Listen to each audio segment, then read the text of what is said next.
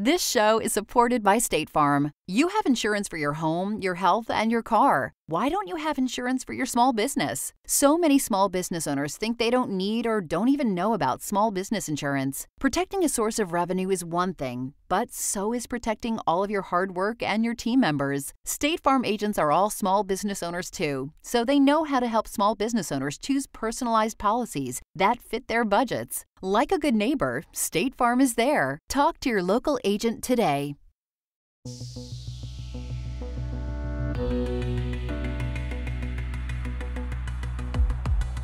The 2024 school year is more than halfway over. Across the country, tens of millions of students are back in the swing of their daily routines, curriculums, and are looking forward to spring break. The same can be said for the millions of teachers who spend countless hours teaching, grading, and preparing for what's next. Working in education has never been an easy job, but lately for many it feels like there are more stacked challenges than ever before. One big issue is a chronic lack of help, which leads to larger class sizes and more work for an already overwhelmed staff. If the system continues unchanged, it's inevitable that more teachers will throw in the white flag.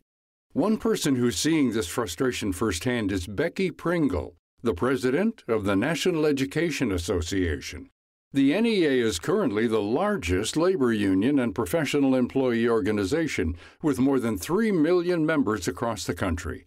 Throughout the school year, the group polls their base to get a pulse on how members are feeling. When we found that 55% of educators nationwide were planning on leaving the profession, we were further shocked by the fact that it was almost evenly distributed amongst the teachers who were at the very beginning of the profession, those in the middle of their profession, which we rely on the veterans to be mentors to the new teachers, and even those at the end of their profession who were right near retirement, but hadn't quite reached that threshold, were leaving before they did. Upon zooming in closer, she adds that African American teachers seem to be unhappier in their positions and are at a higher risk for leaving than the general teacher population. We looked only at our Black educators. The percentage jumped from 55 to over 60% of them saying they were planning on leaving the profession. At a time when we need to create a more diverse educator workforce. And so it was shocking to get those numbers. And we then took the steps to dig into what those numbers meant. Why? Why are you planning on leaving? And the big why?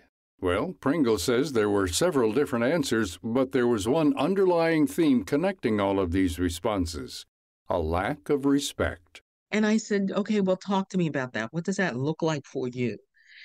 And of course, they talked about professional pay.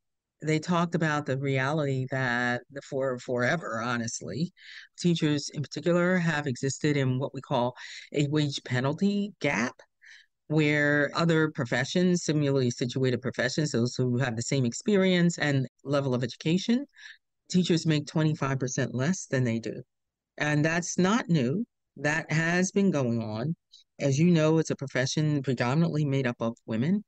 And what we saw happening is that, as particularly for our newer teachers, as they came to that place in their lives where they were making decisions about whether to start a family or whether to buy a house, they were putting off those decisions, especially when too many of them are saddled with student loan debt, and making the choice to leave. During the 2021-22 school year, the national average for a starting teacher was a salary of just over $42,000 per year. Travel to Columbus, Indiana, and you'll meet teacher Lori Cash. Today, Cash is newly retired after having worked in education for more than 30 years. While she loved being an elementary teacher, she says it was difficult for her family to keep up with bills, especially during periods of inflation. For her kids, this abysmal starting pay and salary growth left a big impact on how they viewed the profession.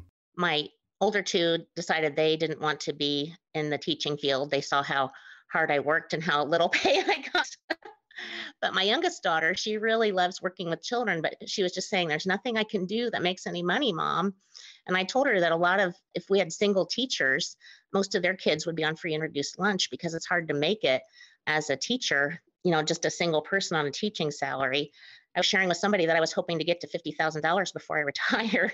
And because of we passed a referendum a couple of years ago. And because of that, I'm able to reach that goal. But it's hard to believe that my son just graduating from college in marketing was making more money than I was after I'd been teaching 20 years. So, and I'm happy for him, of course, but it's sad because we want to attract the best people to our profession. And it's hard when we can't pay them very much and we can't promise them that they're going to have some of those rights that we've had in the past. And it's, more work for less pay. So it really makes it a hard sell. This past fall, nearly 9 in 10 public school districts in the U.S. struggled to hire teachers. According to the National Center for Education Statistics, in total, about 45% of all public schools reported that they were understaffed. This led to a greater proportion of substitute and fill-in teachers taking over subjects where they didn't have the proper training and certifications. So added to that, we have fewer people who are certified in those positions that have historically been challenging to staff: math, science, English language learners, special education. Those areas are being hit the most. Looking forward, Pringle believes that the American education system is at a tipping point. If nothing changes, teachers will continue to quit, and it's the students, the next generation of Americans, who ultimately lose out. So, what can you do as a listener? Support your teachers and get involved in your community school board. The founding purpose of the school board is to allow citizens to have a voice and say in their local public education. To find out more about this topic, links to resources, and our guests, Becky Pringle and Lori Cash, head to viewpointsradio.org. For more behind the scenes, search Viewpoints Radio on X, Instagram, and Facebook. This segment was written and produced by Amira Zaveri. Our studio manager is Jason Dickey. I'm Gary Price. Hey, it's your girl Lonnie Love, and this segment is brought to you by Metamucil. Are you ready to take charge of your digestive health? I know I am. That's why I'm teaming up with Metamucil for the 2-week challenge. Metamucil's 4-in-1 fiber helps promote regularity. Unlike many fibers, Metamucil's psyllium fiber gels to trap and remove waste from your digestive system, helping you feel lighter and more energetic after just 2 weeks. Try the Metamucil 2-week challenge today. Learn more at Metamucil.com. These statements have not been evaluated by the Food and Drug Administration. This product is not intended to diagnose, treat, cure, or prevent any disease. Coming up on Viewpoints.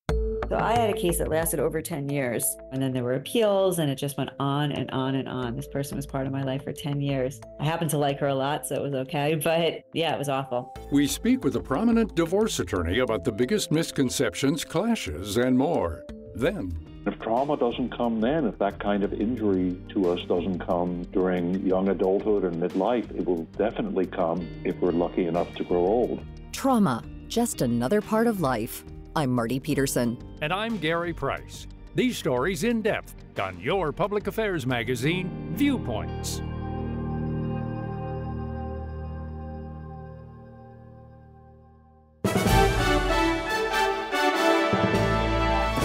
And that's Viewpoints for this week. Follow us on Twitter, Facebook, and Instagram to learn more about upcoming shows and find a library of past programs on Apple Podcasts, Google Play, and Spotify. Plus, you'll always find previous segments and more information about our guests at viewpointsradio.org. Join us again next week for another edition of Viewpoints.